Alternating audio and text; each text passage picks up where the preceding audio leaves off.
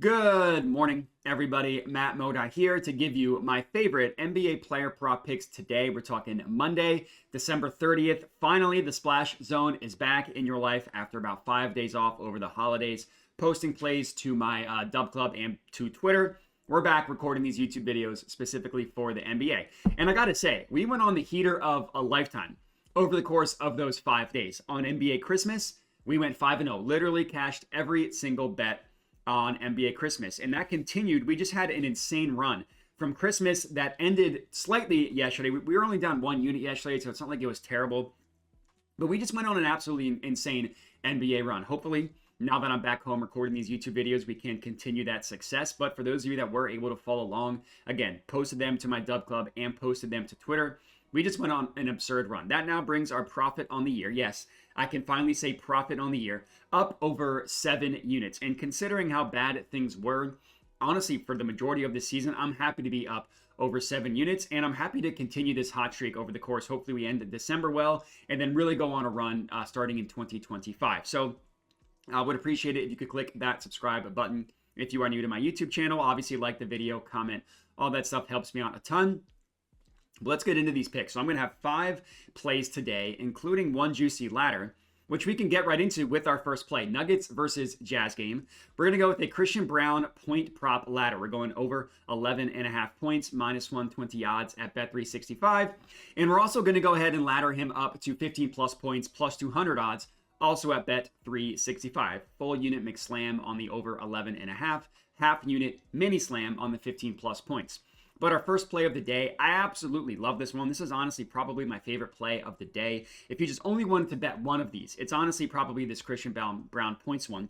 And I love the ladder up to 15 plus points as well. Honestly, I just think that this is an insane price on Christian Braun, especially at the over 11.5 number. Honestly, someone at Bet365 is going to get fired for giving us this line. So Christian Braun has played 13 games so far this season without Aaron Gordon, who Aaron Gordon is confirmed out for this game. Yes, he is out. Christian Braun has scored 12 points in 12 of those, I should say at least 12 points in 12 of those 13 games. That's right. He's played 13 games without Aaron Gordon, has scored 12 points at least in 12 of those 13 games, and he's actually gotten to at least 15 points in 8 of those 13 games. So we're betting something at plus 200 odds that he has done in 8 of 13 games, and he's averaging 16.2 points in those 13 games as well. You know, the books are pricing this like based on his normal average without really taking into account that Aaron Gordon is out for this game, and they occupy a lot of the same. The way they score is a lot of the same. Obviously, neither of them can really shoot, but they run the fast break. They're athletic, so they can score off of cuts from Jokic and stuff. And to give you guys context for that, Aaron Gordon, when Christian Braun has played with Aaron Gordon, he's scored 12 points in 8 of 16 games. So that's honestly not even terrible. Like at least 12 points in 8 of 16 games isn't terrible. But he's averaging about 12 points in those 16 games as well. So he's averaging 4 more points per game with Aaron Gordon out. So right off the bat, everything looks good if you were to only look at that. Like let's just look at Christian Braun without Aaron Gordon. If you were to just make a bet off of that, it would look good. And we haven't even talked about the matchup yet. It's an amazing matchup against the Jazz, who have a horrible defense and are horrible specifically in ways in which Christian Braun scores. The Jazz have literally the worst, number 1 worst defensive net rating in the entire NBA on the course of the season. You want to look at the last 10 games, second worst defensive net rating over the last 10 games. And they're bad in the way in which Christian Braun scores the majority of his points, which is running transition. That play type leads to the most points for Christian Braun. The Jazz have the worst transition defense in the entire NBA. 30 out of 30. Number 1 worst transition defense. And again, that's how Braun scores the majority of his points. To go even deeper, kind of give you guys context to that, this is per Props Madness. If you're interested, check out the link to sign up for Props Madness. Christian Braun has played 12 games this year against teams that are bottom 10 in terms of transition defense. He scored at least 12 points in 11 of those 12 games and 15 points in 7 of those 12 games, averaging 15 points per game. It's amazing the line we're getting up here for him to score 15 points at the plus 200 odds. It's crazy. And on a related note, he's played the Jazz twice this year. Guess what? 17 and 18 points in those 2 games against the Jazz. He's absolutely getting us to 15 tonight. I'm very confident in that. That's play number 1 and our only ladder play as well. Next up, we're going to head to the Cavaliers versus Warriors game, a really good game. We're going to take Georgia's Niang over 1.5 made 3-pointers plus 108 odds at Caesars. So our second play of the evening is a 3-point prop. Admittedly, I will admit 3-point props have not gone great for us this season, but I really like this one. And I'm changing up the strategy a little bit. You know, a lot of the point prop, that 3-point ones that I take, it's asking players to make too many, to make 3.5 over 3.5 3-pointers, stuff like that. We're only asking for 2 made 3-pointers, which that's pretty reasonable. And we're getting it for plus money, which is obviously what we always look for on this YouTube channel. Now, if you look at the beginning of the season, Niang started off shooting horribly. He did not make 2 or more 3-pointers in the first 6 games of the year. And he also missed it in 10 of the first 11 games as well. So if you're looking at his entire season, his hit rate is not going to be that impressive. But since then, so after the first 11 games, Niang has made 2 or more 3-pointers in 12 of 19 games. So much better recently. And, you know, starting off the season with the cold streak, we can kind of forgive that. And he's also done it in 6 of his last 10 games as well. But he has missed it in his most recent game. So I can still claim that this is a fade of recent results. Now, he doesn't really have that much of a ceiling because his minutes are mostly going to be between like 20 and 25 minutes. And it's rare that he makes 2 3-pointers a lot. It's rare that he makes 3. So really no ladder, no pump up play here for George Niang. But I do like for him to make at least 2. The most important thing here and why we are on this play, it's a matchup play against the Warriors. The Warriors allow the second most points per game to spot up shooters. A lot of that comes specifically from catch and shoot 3-pointers, which is why the Warriors allow the second most points via spot ups. On the entire season, the Warriors have allowed the 4th most catch and shoot 3-point attempts in the NBA, the 3rd most made catch and shoot 3-pointers. And over the last 10 games, still been a problem, allowing the 4th most made catch and shoot 3-pointers over the last 30 minutes. Now, Niang, the risk with backing him is he can have spotty minutes. You know, he'll have games like last game, he only played 16 minutes. He'll have other games where he'll play over 25 minutes. Sometimes he plays almost 30 minutes. But he does play slightly more with Isaac Okoro out, who is going to be out for this game. Niang averages about 23 minutes per game with Okoro out of the lineup. That goes down to about 20 minutes per game with Okoro in the lineup. It's not a dramatic difference. It's the difference of 3 minutes, but hey, 3 minutes could be that extra, the 3 minutes he needs to make one 3-pointer to catch this 2 3-point prop. And if we just limit the games to where he's played 20 minutes, which he does the majority of the time, it's not every game, and it's if he's making shots, he'll play more. If he's not making shots, he won't. But if we look at the games where he has played at least 20 minutes, he's made 2 3-pointers in 12 of 18 games this season. And the matchup is there. You know, you want to target spot-up shooters against the Warriors. So the guess here is that they're going to give him all the opportunities to play at least 20 minutes. So hopefully he does.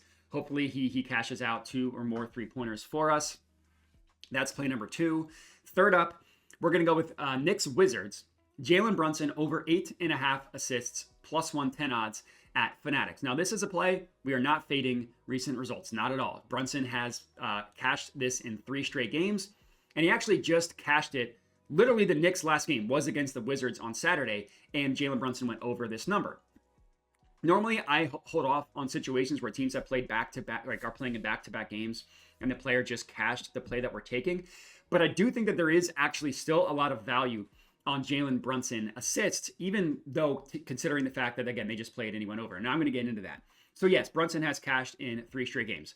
Prior to that, he had missed in 5 straight. That's just the natural swings, the ebbs and flows of an NBA season. You have 5 games where you go under, then you have 4 games where you go over. That's just kind of how things go. But this is an amazing matchup against a horrific Wizards defense. On the entire season, the Wizards have allowed the 5th most assists just overall, like just blanket, how many assists, the 5th most, 3rd most over the last 10 games.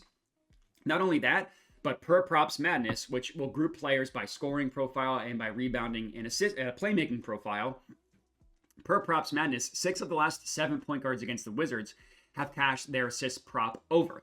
That actually includes 2 games played by Jaylen Brunson, who's hit over 8.5 assists in both games this year against the Wizards. Last game I mentioned, he had 9 assists. A lot of things make me like this, even when taking them into account. Number 1, 17 potential assists. You can count on 9 assists if you're getting 17 potential assists, especially against such a soft defense like the Wizards. But even more than that, Jaylen Brunson scored 55 points in that game. When you see a player scoring 55 points, they're normally not also hitting their assist prop, which Jaylen Brunson did. Now, Brunson's always capable of popping off. Awesome offensive player. It's unlikely that he does pop off to that extent which hopefully just leads to more playmaking. And if you're the Wizards and you just let this guy hang 55 on you, maybe you're going to play him a little bit tighter, and then that just also leads to more playmaking. And even if they don't, they played him the same exact way. Guess what? We saw him get 17 potential assists and 55 points in the same game. So that was the second time these two teams have played. The first time these two teams played, Brunson had 11 assists, and that was a game the Knicks won by like 30 points, and Brunson didn't play in the fourth quarter. So the two scariest arguments against Brunson assist is, well, what if he scores too much? Or what if this game turns into a blowout? Well, both those things have happened this season, and he still hit the over in both of those games. Overall, Brunson has had at least 9 assists in 6 of 9 games against teams that are bottom 10 in terms of assists allowed, 6 of 9. That's very nice. He's averaging about 10 assists per game in those 9 games. In 2 of the games he went under, he would have hooked us with exactly 8 assists. And in one of those games, he had 21 potential assists. So things are looking very, very good for Jaylen Brunson to get us to 9 assists in this one. If you want to go spicy, ladder him up to 10. I wouldn't stop you, but I already have so many units risked. I just decided to not do that. That's play number 3. Fourth pick, Sixers versus Blazers. Give me Tyrese Maxey, another assist prop, over 6.5 assists, plus 120 odds at DraftKings. This is a play that just checks off a lot of boxes, and that's why we're taking it. Honestly, a lot of the stuff that I look for, this play checks it off. Fade recent results. Maxey has been excellent as a playmaker on the wider future, just not looking at the most recent game. And the matchup is there. But we'll start with Maxey, who, as I mentioned, he's been excellent as a playmaker recently. If you look at his entire season, you are not going to be impressed with his assist prop at all. So this is not like a full season hit rate or anything like that. But he's been much better recently, which I mentioned a bunch of times, and I'll get into. And he's also been generally better with Embiid in the lineup. Now, Embiid's questionable tonight. It's always Russian roulette whether Embiid is actually going to play basketball or not. But he's come out and said that he feels good after he's played in 3 straight games and that he feels good after doing that. So if he's saying that, we also should expect him to play, which is kind of where I'm at. Maxey is averaging 8 assists per game in games specifically with Embiid this season. And one note, that does take out one game where Maxey only played 20 minutes. It was his first game back, coming back from a hamstring injury. So you really can't take anything from that. And again, 6 games with Embiid, averaging 8 assists in those 6 games. Now, he's only actually gone over 6.5 assists in 3 of those 6 games. So it's a 50% hit rate. But 2 of the games he went under, he had exactly 6 assists. So would have just given us the hook.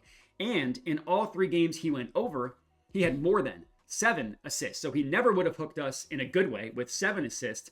Twice he would have hooked us in a bad way with 6 assists. So that just shows you both the floor and the ceiling is there for Maxey in this, just from his playmaking and how he's been doing recently. In terms of the fade of recent results, he did miss this in his most recent game. Now that's a tiny sample. That's like his most recent game, but he did go under. He had cashed it in the 2 games prior to that. And last game he had 16 potential assists. That's always going to be the most important thing. Like if you're having an outlier potential assist to assist ratio, both good and bad, you can take a lot from that. And last game, 16 potential assists, only having 6 actual assists. That's just bad luck. You would expect him to get to 7 with all those potentials. So check box, fade of recent results, check box, Maxey being good playmaker. In terms of the matchup, our third box to check here, the Blazers have been giving up a ton of assists to point guards like Maxey recently. On the entire season, the Blazers have allowed the 8th most assists just overall, just like as a team, not position specific. That number goes up to the 6th most on the season if you're looking specifically at point guards, and the 2nd most assists to point guards over the last 30 days. So check the matchup. Everything looks good for Maxey. I absolutely love this one. That's our 4th one. And then our 5th and final pick of the video, we're actually heading back to the Nuggets versus Jazz, and we're taking Walker Kessler double-double, plus 145 odds at FanDuel. As always, we save our juiciest play in terms of odds for last, not including ladder plays. And I absolutely love this play for Kessler to get a double-double. To give you guys context, both his rebounds prop and his points prop are set at 10.5 with the over at minus money. So the books are expecting him to get at least 10 points, probably closer to 11 points. Now, obviously, the reason why the odds are the way they are for the double-double is we're combining them. This is essentially a 2-leg parlay, at least 10 points and 10 rebounds. But it's a good matchup against the Nuggets, who on the season have allowed a lot of production to the center position, and specifically the ways in which Walker Kessler scores. According to Props Madness, who again, great website, there's a reason why I keep mentioning them, 10 players with a similar scoring profile to Walker Kessler have played the Nuggets this season. 9 of those 10, 90%, have hit their point prop over. So 9 of 10 have gone over whatever their point prop is set at. Not only that, but they're going over by an average of 4.9 points above what their over-under is priced at. So they're not only going over, they're skying over their point prop against the Nuggets. Now, I would tell you why. Looking at the play types is admittedly pretty frustrating because Walker Kessler scores the majority of his points off of cuts. Number one, in terms of where his points come from, is off of cuts. And the NBA doesn't give us defensive data guarding cuts. So I cannot tell you how the Nuggets are at guarding cuts. What I can tell you is that players with a similar scoring profile to Walker Kessler, which means scoring majority off of cuts, 9 of 10 have gone over and by an average of 5 points per their over. So we can assume that the Nuggets are at least below average guarding cuts, but I can't say that for sure. But we can look at Walker Kessler has played the Nuggets twice this year, scored 16 and 18 points in both of those games. Now, Lauri Markkanen did not play in either of those games, so I'm not expecting Kessler to score up to 16 and 18 points. We just need him to score 10. So score 2/3 of what you scored with Markkanen out of the lineup, and you're getting us to 10 points. And over the last 10 games, specifically with Lauri Markkanen in the lineup with Walker Kessler, he's averaging over 10 points and he's averaging over 30 minutes per game. So I'm not really concerned with the Lauri Markkanen being in the lineup. So as for the rebounds go, looking at the same thing, rebounding profile, 10 of 14 players with a similar rebounding profile to Walker Kessler have hit their over rebound prop against the Nuggets. They're hitting their over by an average of over 2 rebounds above what their over under is priced at. So it's not even like they're barely going over, they're skying over their over. And 4 straight and 5 of 6 have hit their rebound prop over. Same 2 games against the Nuggets, Kessler had 12 and 14 rebounds. So again, going well over 10 rebounds. And if anything, if Lauri Markkanen is going to take anything away from Walker Kessler, it's scoring. It's not going to be rebounding. His last 10 games with Markkanen, he's averaging exactly 11.6 rebounds per game. And again, over 30 minutes. So the rebounds, I would say, is probably safer, but I also do think he can also score 10 points. And I love plus 145 odds, which is why I'm going with double-double. And that's all we got. I appreciate everybody for watching. Again, make sure to like the video, comment, subscribe. Check out the links in the description of the video if you want to support the channel. A couple links in there that just help me out, giving you guys this content. If you want to help me out, check out those links. Again, appreciate you guys for watching and have a good one.